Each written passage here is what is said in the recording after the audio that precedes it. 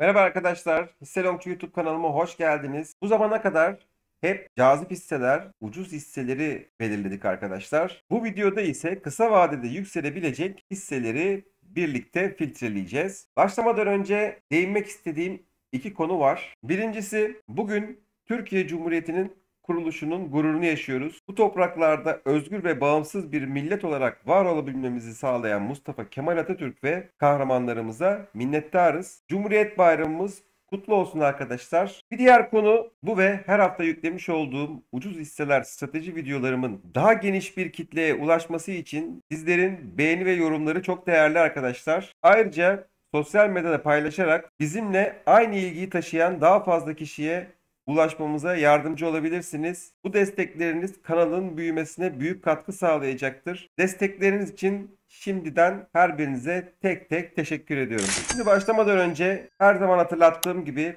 burada anlatılanlar yatırım tavsiyesi değildir. Tamamen eğitim amaçlıdır. Şimdi kısa vadede yükselebilecek hisseleri nasıl buluruz, nasıl filtreleriz hep birlikte görelim arkadaşlar. TradingView sitemizin ana sayfasındayız. Sol tarafta gördüğünüz 3 tane yatay çizgi var. Buraya tıklıyoruz. Ürünler diyoruz ve takipçiye geliyoruz. Takipçinin içerisinde hisseleri seçiyoruz arkadaşlar. Şimdi açılan ekranda şurada en sağdaki artı butonuna basıyoruz ve arama kısmına üstel hareketli ortalama yazıyoruz arkadaşlar. Üstel hareketli ortalamayı seçiyoruz. Ayarlarda 50 ve 1 gün olarak geliyor. 50 olan kısmı 21 olarak değiştiriyoruz ve 1 gün olan kısmı 4 saat olarak değiştiriyoruz arkadaşlar. Filtre ekle diyoruz. Daha sonra bakın burada filtrenin eklendiğini görüyorsunuz ve yanındaki küçük oktan manuel kuruluma giriyoruz. Manuel kurulum kısmında büyük veya eşit kısmını aşağı keser olarak değiştiriyoruz. Değer kısmını ise fiyat olarak değiştiriyoruz arkadaşlar ve uygula diyoruz. 75 tane hisseye düşmüş olduk. Şimdi bu hisseleri ayrı bir listeye taşıyıp ondan sonra tek tek inceleyebilirsiniz arkadaşlar. Ben bunu videodan önce yaptım ve hemen o ekrana geçiyorum. Evet, şimdi 75 tane hisseyi tek tek kontrol edeceğiz ve hangilerinde yükseliş gelebilir bunu analiz edeceğiz arkadaşlar. 4 saatlik grafiğe geçiyorum. Evet, şurada gördüğünüz, bunu kapatalım öncelikle. Evet, kullandığımız indikatörler Kaufman hareketli ortalaması, Ichimoku bulutu ve Nadaraja-Watson indikatörü. Ayrıca bir de Williams Fix indikatörümüz var. Şu alt kısımda gördüğünüz. Arkadaşlar, Kaufman hareketli ortalaması şurada gördüğünüz siyah eğri. Ichimoku bulutu da şu arkada yeşil ve kırmızıya dönen bulut arkadaşlar. Alt kısımda gördüğünüzde Williams Fix indikatörü. Şu grafiğin mumları üzerinde oluşmuş olan yeşil kesik çizgiler ve alt kısımda oluşmuş olan kırmızı kesik çizgiler ise Nadaraja-Watson indikatörümüz. Yeri geldiğinde bu indikatörleri nasıl kullandığımızı zaten anlatıyor olacağım ve yaptığım her videoda hemen hemen bunların nasıl kullanıldığını yeri geldikçe anlatıyorum. Şimdi Vakıfbank'la başladık. Vakıfbank 21 periyotluk Kaufman hareketli ortalamamızın altında. Bu yüzden bunu listemizde tutmayacağım. Şimdi filtrelemeyi yaparken üstel hareketli ortalamayla yaptık ama bizim asıl kullandığımız Kaufman hareketli ortalaması. Filtreleme ekranında Kaufman hareketli ortalaması olmadığı için biz fiyatları 21 günlük üstel hareketli ortalamanın üzerinde olan hisseleri filtrelemiş olduk arkadaşlar. Ve tam da kesiştiği noktalarda bunları filtrelemiş olduk. Fakat dediğim gibi biz asıl Kaufman hareketli ortalamasını kullanıyoruz. Ve filtreleme ekranında Kaufman hareketli ortalaması yok. Bu yüzden tek tek hepsini kontrol edeceğiz 75 tane hisseyi. Şimdi Vakıfbank hissesi 4 saatlik Kaufman hareketli ortalamasının altında. Bu yüzden listemizden çıkartıyoruz. Ereğli'ye bakalım. Ereğli tam da 4 saatlik Kaufman hareketli ortalamasında kapanışını yapmış. Bunu yukarı yönlü kırdığını görmemiz lazım. Şu an için uygun değil. Pegasus'a bakalım. Evet, Pegasus 4 saatlik Kaufman hareketli ortalamasının üzerinde. Tam da böyle Ichimoku bulutunda bir kapanış yapmış. Günlüğüne de bir bakmak istiyorum. Günlüğe geçmeden önce bakın VIX Fix indikatöründe de henüz bir güçsüzlük gözükmüyor. Güçsüzlüğü nasıl anlıyoruz? Mesela şurada olduğu gibi alttaki kahverengi çizginin boylarında gri mumlar oluşuyorsa biz diyoruz ki burada güçsüzlük var.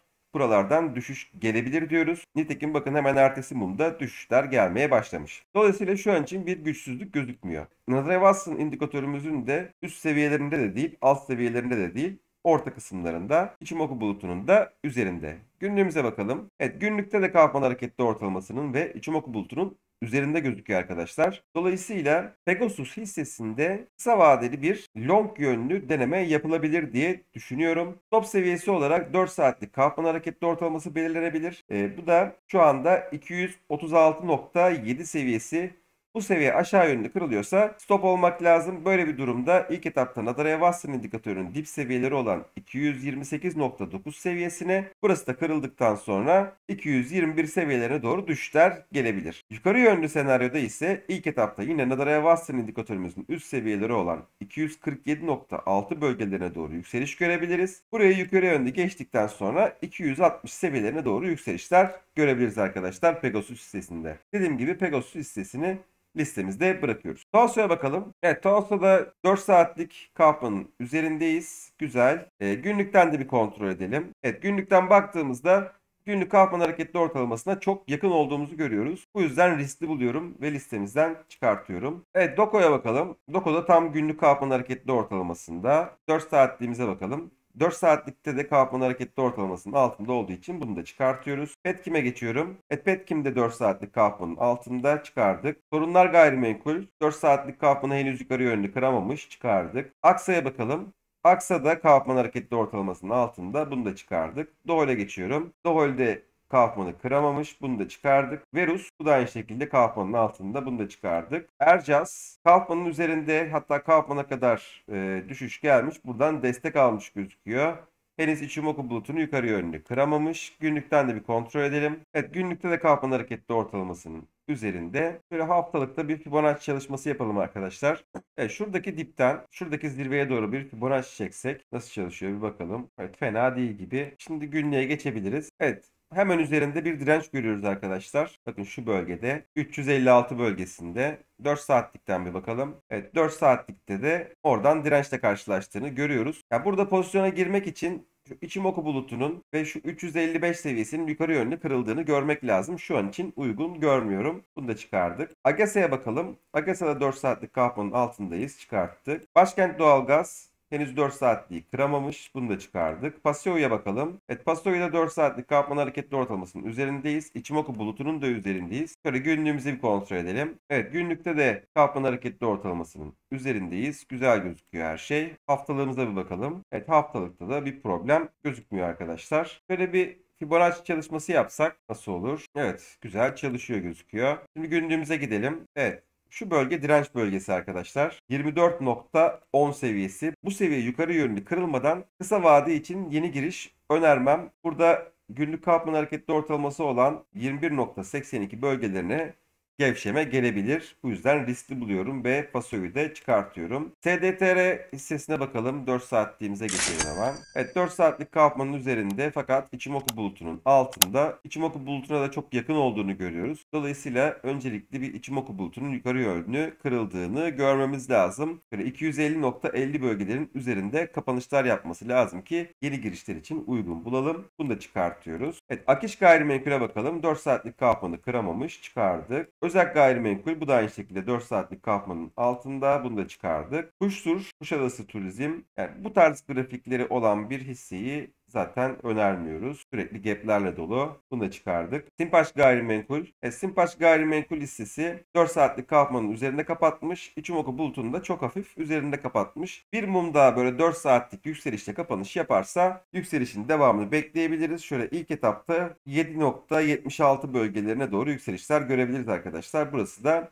Nadaraya-Watson indikatörümüzün üst bölgeleri. Burada 7.44 bölgesi stop seviyesi olarak belirlenebilir. 4 saatlik Kaufman hareketli ortalaması burası. Aşağı yönlü kırılırsa stop olmak lazım. Evet, Bursa Çimento'ya bakalım. 4 saatlik Kaufman'ın altında, bunu da çıkartıyoruz. Odaş hissesine bakalım. Bu da aynı şekilde 4 saatlik Kaufman'ın altında, bunu da çıkardık. Horizon Holding 4 saatlik Kaufman'ı henüz kırmamış. Bir mum daha yükselişle kapanış yapması lazım. Bu yüzden bunu da çıkartıyoruz. Şöyle bir günlükten de bakalım. Evet, günlükte de Kaufman hareketli ortalamasına çok yakınız. Evet, bunu da çıkardık. Halk Gayrimenkul günlük Kaufman'ın üzerinde kapanış yapmış. Aynı zamanda düşüş regresyon kanalını yukarı yönlü kırmış. Şöyle 4 saatlikten bir bakalım. Evet, bakın regresyon kanalını son 4 saatlik kapanışta yukarı yönlü kırmış. Kaufman hareketli ortalamasının da üzerinde kapanış yapmış ve Ichimoku bulutunun içine girmiş arkadaşlar. Şu anda buralardan bir dirençle karşılaşabilir. Bu bölge direnç bölgesi 2.32 bölgesi.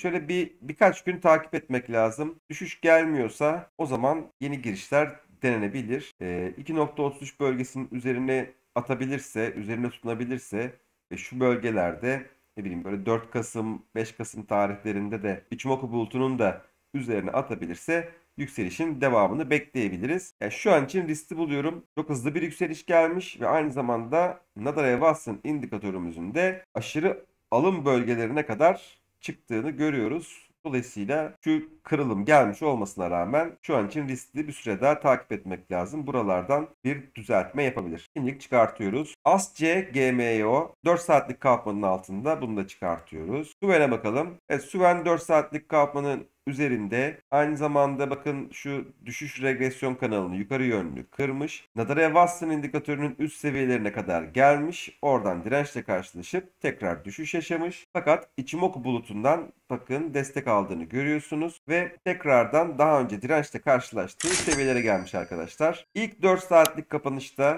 2.66 seviyelerinin üzerinde yeşil bir mumla kapanış yaparsa önümüzdeki dönemde yükselişlerin devamını bekleyebiliriz. Hatta şöyle ilk etapta 31.86 bölgelerini görebiliriz arkadaşlar. Ya da 31.80 diyelim. Bu bölgelere ilk etapta yükseliş görebiliriz. Evet, bir diğer ise Mondi 4 saatlik kalkmanın altında, listemizden çıkartıyorum. Evet, Ege Gübre 4 saatlik kalkmanın altında çıkartıyorum. Turcas 4 saatlik kalkmanın altında çıkarttık. Petrokent Turizm 4 saatlik kalkmanın üzerinde. Ichimoku bulutunun da üzerinde. Günlüğümüze bakalım hemen. Evet, günlükte de kalkman hareketli ortalamasının üzerinde. Önümüzdeki dönemde ilk etapta 238,5 bölgesine doğru yükselişler görebiliriz arkadaşlar burada. Bakalım ne kadarlık bir mesafe var. Şöyle baktığımızda %5'lik bir mesafe var. Top seviyesi olarak da 222.6 4 saatlik kalkman hareketli ortalaması belirlenebilir. Bu seviyenin altında 2 defa düşüşle kapanış yapıyorsa stop olmak lazım arkadaşlar. Böyle bir durumda belki Ichimoku bulutunun 216.9 bölgelerinden bir destek bulabilir. Bulamazsa, Ichimoku bulutu aşağı yönlü kırılırsa, Nadal-Watson indikatörümüzün dip seviyesi var. 204.4 bölgelerinde buraları doğru düşüşler görülebilir. Dediğim gibi 222.6 bölgesi aşağı yönlü kırılıyorsa stop olmakta fayda var. Orge hissesine bakalım. 4 saatlik kalkmanın altında, bunu da çıkartıyoruz. ARD Grup Bilişim 4 saatlik kalkmanın altında çıkartıyoruz. Kiler Gayrimenkul 4 saatlik kalkmanın altında, bunu da çıkarttık. Alarko Gayrimenkul 4 saatlik kalkmanı henüz kıramamış, bunu da çıkarttık. İndes'e bakalım. İndes de 4 saatlik kalkmanın altında, bunu da çıkarttık. Netaş 4 saatlik kalkmanı kıramamış, hatta oradan dönüş gerçekleşmiş. Bunu da çıkartıyoruz. Çin Beton 4 saatlik kalkmanın üzerinde, güzel. Günlüğümüze de bir bakalım. Evet, günlüğe baktığımızda günlük kalkmanda dirençle karşılaştığını görüyoruz. Dolayısıyla Çin Beton'u da çıkartıyoruz. Evet, Işıklar Enerji hissesine baktığımızda şöyle 4 saatliğimize geçelim. Evet, 4 saatlik kalkmanın altında, bunu da çıkartıyoruz. İşbir Sentetik 4 saatlik kalkmanın altında çıkartıyoruz. Dobur'a bakalım. Evet, Dobur 4 saatliği yukarı yönlü kırmış fakat Ichimoku bulutuna gelmiş. Ichimoku bulutunu kırmadan yeni pozisyon uygun görmeyiz. Günlüğe de bir bakalım. Evet, günlükte de günlük kalkmanı yukarı yönlü kırmış. Bir mum daha görmek lazım arkadaşlar. Bir mum daha yeşil, yani yükselişle kapattığını görmek lazım. Şimdilik erken olduğunu düşünüyorum. Burada çıkarttık. Otto'ya bakalım. Otto'ya hiç bakmıyoruz zaten. Yani şu mumlara bakar mısınız? Sürekli gapler halinde. Önermiyoruz arkadaşlar. Evet, panel sançatı 4 saatlik kalkmanın üzerinde, Ichimoku bulutunun içinde şu anda. Böyle günlüğümüze bakalım. Evet, günlükte kalkman hareketli ortalamasının üzerine atamadığını görüyoruz. Bunu da çıkartıyoruz. Petun'a bakalım. 4 saatliğimize geçelim. Petun 4 saatlik kalkmanın altında, çıkartıyoruz. Bakfaş 4 saatlik kalkmanın altında, henüz kıramamış, çıkartıyoruz. Uşak'a bakalım. 4 saatlik kalkmanın üzerinde, Ichimoku bulutunu henüz kıramamış. Ichimoku bulutunu da kırması lazım. Bunu da çıkartıyoruz. Kütahya Şeker 4 saatlik kalkmanın altında, bunu da çıkartıyoruz. Hiçbir Holding, buna bakmıyoruz bile, çıkarttık. Nugyo 4 saatlik kalkmanın üzerine atmış. Ichimoku bulutunun şu anda içerisinde. Böyle günlükten de bir bakalım. Evet, günlükte kalkmanın hareketli ortalamasının altında ve çok yakın olduğunu görüyoruz. Riskli, bunu da çıkartıyoruz. Evet, Ersan Alışveriş hissesine geçtik. 4 saatliğimize gidelim. 4 saatlik kalkmanın üzerinde fakat günlükte kalkmana çok yakın olduğumuzu görüyoruz. Şöyle hemen açalım. Bakın, günlükte kalkmana çok yakın. Dolayısıyla riskli. buradan dirençle karşılaşabilir. Bunu da çıkartıyoruz. Evet, yükselen çelik hissesine baktığımızda şöyle 4 saatlik grafiğe geçelim. Evet, 4 saatlik Kaufman'ın altında bunu da çıkartıyoruz. ADESA'ya geçelim. 4 saatlik Kaufman'ın altında bunu da çıkardık. Bir diğer hissemiz Şeker Yatırım. 4 saatlik Kaufman'ın üzerinde kapanış yapmış fakat Ichimoku bulutunu yukarı yönlü kıramamış. Ichimoku bulutunu da yukarı yönlü kırması lazım. Evet, Etiler Gıda 4 saatlik Kaufman'ın üzerinde fakat düşüş mumuyla kapanış yapmış.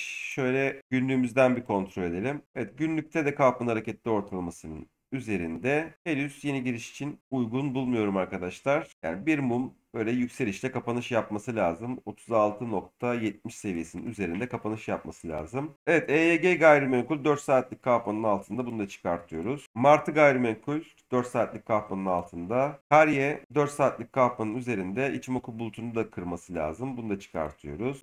Litaş 4 saatlik Kaufman'ın altında çıkarttık. Y yapıya baktığımızda 4 saatlik Kaufman'ın altında, bunu da çıkarttık. Viking bu da 4 saatlik Kaufman'ın altında, bunu da çıkarttık. Özge.yo bu da aynı şekilde 4 saatlik Kaufman'ın altında, bunu da çıkarttık. Bantaş'a bakalım. Evet, Bantaş 4 saatlik Kaufman'ın üzerinde, Ichimoku bulutunun içine girmiş. Şöyle günlükten bir kontrol edelim. Evet, günlükte Kaufman hareketli ortalamasına çok yakın. Buradan dirençle karşılaşabilir. Riskli olur arkadaşlar. Bantaş'ı da listeden çıkartıyoruz. Evet, Ostim'e bakalım. Şöyle 4 saatliğimize geçelim. 4 saatlik Kaufman'ın altında, bunu da çıkarttık. Yonga, buna hiç bakmıyoruz. Burva 4 saatlik Kaufman'ın altında, bunu da çıkarttık. Evet, Karsu Tekstil 4 saatlik Kaufman'ın üzerinde. Şöyle günlükten bir bakalım. Ichimoku bulutunun da üzerinde şu anda. Evet, günlükte de Ichimoku bulutunun üzerinde. Bakın şurada bir direnç var arkadaşlar. Şöyle 29.70 bölgesinde. Bakın bu seviyenin üzerinde günlük kapanış hiç yapamamış. Eğer ki bu seviyenin üzerinde günlük kapanış yaparsa, yani 29.70 bölgesinin üzerinde günlük kapanış yaparsa önümüzdeki dönemde 32.30 seviyesine doğru yükselişler bekleyebiliriz arkadaşlar. Şu an için yeni girişe uygun değil. Ama listemizde tutalım. Bir takip edelim bakalım. Evet, bir diğer hissemiz hedef girişim. Günlük Kaufman'a çok yakın. 4 saatliğimize bakalım. 4 saatlikte de Kaufman'ın altında. Bunu da çıkartıyoruz. Avot'a geçelim. Avot'ta 4 saatlik Kaufman'ın altında. Bunu da çıkarttık. Atek hissesine bakalım. 4 saatlik Kaufman'ın üzerinde, Ichimoku bulutunun içinde. Şöyle günlüğümüze bir bakalım. Evet, günlükten baktığımızda günlük Kaufman'a çok yakınız. Bu da riskli. Bunu da çıkartıyoruz. Metro yatırım hissesine baktığımızda bu da günlük Kaufman hareketli ortalamasına çok yakın. 4 saatlikten de bir bakalım. 4 saatlikte de henüz kırılımın gelmediğini görüyoruz. Ichimoku bulutunu yukarı yönlü kırması lazım. Etiyat hissesine baktığımızda 4 saatlik Kaufman'ın altında, bunu da çıkarttık. Evet, Altınay Savunma 4 saatlik Kaufman'ın üzerine çıkmış fakat Ichimoku bulutundan dirençle karşılaşmış. Günlükten de bir bakalım. Evet, günlükte de Kaufman hareketli ortalamasından dirençle karşılaştığını görüyoruz. Ve günlük Kaufman hareketli ortalamasına çok yakınız. Bu da riskli. Bunu da listeden çıkartıyorum. Evet, bir diğer hissemiz DTC Trading dış ticaret. Şöyle 4 saatliğimize geçelim. Evet, 4 saatlik Kaufman'ı yukarı yönlü kırmış. Fakat bakın burada Nadara-Watson indikatörümüzün üst seviyelerine kadar çıkıp orada dirençle karşılaşmış. Ichimoku bulutunun seviyesi de 23.68 bölgelerinde. Burayı yukarı yönlü kırması lazım. Yeni girişlere uygun diyebilmemiz için. Bunu da çıkartıyorum. Evet, Durkan şekerlemeye bakıyoruz. Bu da 4 saatlik Kaufman'ı yukarı yönlü kıramamış. Bunu da çıkarttık. Evet, 5 tane hissemiz var arkadaşlar. Pegasus, Simpaş Gayrimenkul, Suven, Petrokent ve Karsu Tekstil. Karsu Tekstil'i takip amaçlı bıraktık. Belirlediğimiz 29.70 seviyesini yukarı yönlü kırarsa o zaman yeni giriş için denenebilir diye söylüyoruz arkadaşlar. Bir de endeksimizin analizini yapıp videoyu bitirelim arkadaşlar. Hemen şuradan ekleyelim. Evet, endeksimizde 4 saatlik grafikteyiz. 4 saatlik Kaufman hareketli ortalamasına tekrar geldiğimizi görüyoruz. Bakın şurada bir 4 Ekim 2024 tarihinde kırmayı denemiş, başaramamış. 8 Ekim 2024 tarihinde kırmayı denemiş, başaramamış. 9 Ekim 2024 tarihinde kırmayı denemiş, başaramamış. 11 Ekim 2024'te tekrar denemiş, yine başaramamış. 17 Ekim 2024'te denemiş ve başaramamış. 18 Ekim'de tekrar denemiş, yine başaramamış ve düşüş gelmiş. Şurada 24 Ekim'de Kaufman hareketli ortalamasına kadar gelip hemen dirençle karşılaşmış. Bugün Kaufman hareketli ortalamasının üzerinde kapanış yapmış arkadaşlar. Aynı zamanda da Ichimoku bulutunun içine girmiş. Şimdi bir yükselişle daha kapanış yaparsa, yani borsa açıldığında ilk 4 saatlik periyodu takip edin arkadaşlar. Saat 1'e kadar eğer yükselişle kapanış yaparsa yükselişin devamını bekleyebiliriz. Önümüzde 9277 seviyesi var. Buralara doğru yükselişler gelebilir. Tabii günlükten de bir kontrol edelim. Günlükte Kaufman hareketli ortalamamız 9122 seviyesi. Onu şöyle 4 saatliğe çizelim. 9122. Şöyle yatay çizgimizi çekelim. Şuradan düzeltelim. Evet, 122. Evet, ekledik. Dediğim gibi bu 9122 seviyesi günlük Kaufman hareketli ortalaması. Borsa açıldığında saat 1'e kadar olan periyotta buraya doğru bir yükseliş gelirse, yani yükselişle kapanış yaparsa 9122 seviyesine ilk etapta yükseliş bekleyebiliriz. Burayı da yukarı yönlü kırarsa 9277 bölgesi var arkadaşlar. Şu Nadara Evası'nın indikatörümüze bakalım. O da aynı seviyelerde olduğunu görüyorsunuz. 9122'ye geldiğinde Nadara Evası'nın indikatöründe üst seviyelerine gelmiş olacak. Dolayısıyla aşırı alım bölgelerine gelmiş olacak. Buralarda dirençle karşılaşabilir. Evet, ayrıca şunu da belirtmek istiyorum arkadaşlar. Bakın burada VIX Fix indikatörümüzde 4 saatlikte endeksin gücünü kaybettiğini görüyoruz. Gri mum kahverengi çizginin altına düşmüş. Yani buralardan düşüş gelebilir arkadaşlar. Böyle baktığımızda benzer dönemlerde bakın şu bölgede gri mumların boyunun çok kısaldığını ve kahverengi çizginin altına düştüğünü görüyoruz. Bir zorlanma olmuş. Sonrasında yükseliş gelmiş. Sonrasında bu bölgede aynı şekilde kahverengi mumların çok kısaldığını görüyoruz. Şöyle bir çok fazla düşüş olmamış ama yine de bir düşüş olmuş. Daha sonrasında şu bölgede en son 24 Eylül 2024'te yine gücünü kaybettiğini görüyoruz ve sonrasında ciddi bir düşüş geldiğini görüyoruz arkadaşlar. Yani genel olarak endekse baktığımızda 9828 Kaufman hareketli ortalamasının öncelikli olarak yukarı yönlü kırıldığını görmemiz lazım deyip videoyu burada tamamlıyoruz arkadaşlar. Tekrar görüşmek dileğiyle. Hoşça kalın.